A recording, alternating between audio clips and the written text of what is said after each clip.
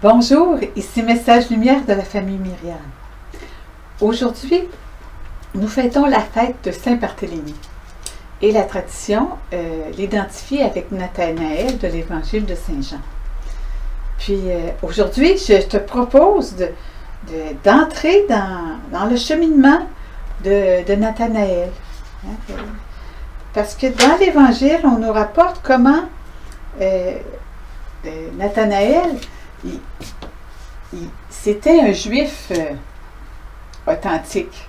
Puis il cherchait la vérité, il cherchait son chemin, il cherchait aussi des solutions. Il vivait dans une situation difficile. On sait qu'en Palestine à l'époque, la situation politique avec les Romains, c'était pas simple, c'était difficile.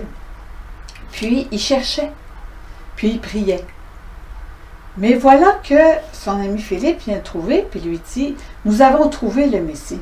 Il vient de Nazareth. » Nathanaël n'est pas sûr. Il dit, « Nazareth, c'est une ville de rien, qu'est-ce qui peut venir de là? » Il réfléchissait. Mais quand Jésus s'approche de lui, puis lui dit, « Avant que Nathanaël te parle, je t'ai vu quand tu étais sous le figuier. » Puis probablement que quand il était sous le figuier, il était en train de prier justement, en train de dire à Dieu, « Dieu, qu'est-ce qu'on va faire? La situation est difficile, c'est compliqué, on peut-tu espérer pour l'avenir? » C'est probablement quelque chose comme ça qui était dans sa prière.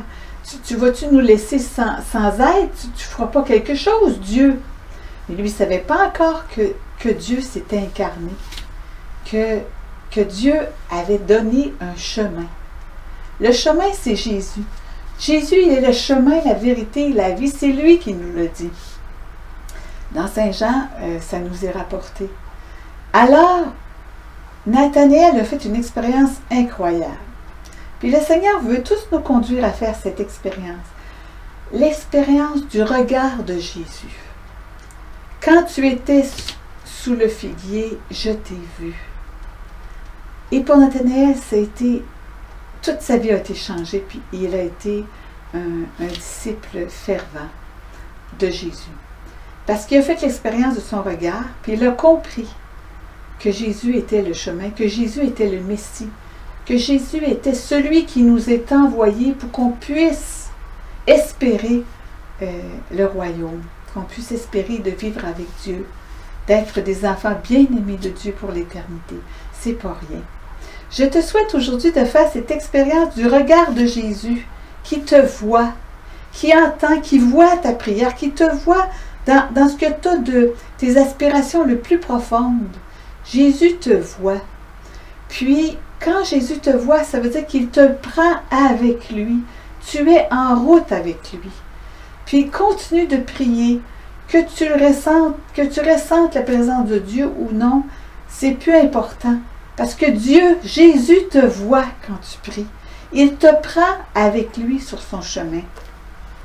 Puis, il va te conduire à bon port. C'est ça notre espérance. C'est qu'on est avec Jésus. On n'est pas tout seul. Puis, on dit que la tradition dit que Barthélemy aurait évangélisé l'Arménie. Puis, les Arméniens sont très fiers de ça. D'ailleurs, je pense qu'ils ont un endroit qui réclame comme étant le tombeau de Barthélemy. Puis dans toutes les églises arméniennes, on a une ici à Astrakhan, il y a toujours une icône de Saint-Barthélemy. Et dans notre paroisse, dans toutes les paroisses de notre diocèse, il y a beaucoup d'Arméniens. Parce qu'il y a des Arméniens qui sont catholiques, puis il y a des Arméniens qui ont leur rite à eux. C'est pas uni à Rome, mais quand même, c'est des chrétiens. Puis, dans notre paroisse, on a plusieurs Arméniens. Alors, je te remercie de prier. Mardi, mercredi, nous aurons un petit camp avec les enfants de notre paroisse. C'est une dizaine d'enfants à peu près. Puis, il y en a la moitié qui sont des Arméniens. Merci de prier pour eux, pour leur ferveur, pour qu'ils puissent aussi, comme Nathanaël, vivre sous le regard de Jésus, qui est le chemin, la vérité et la vie. Au revoir et à demain.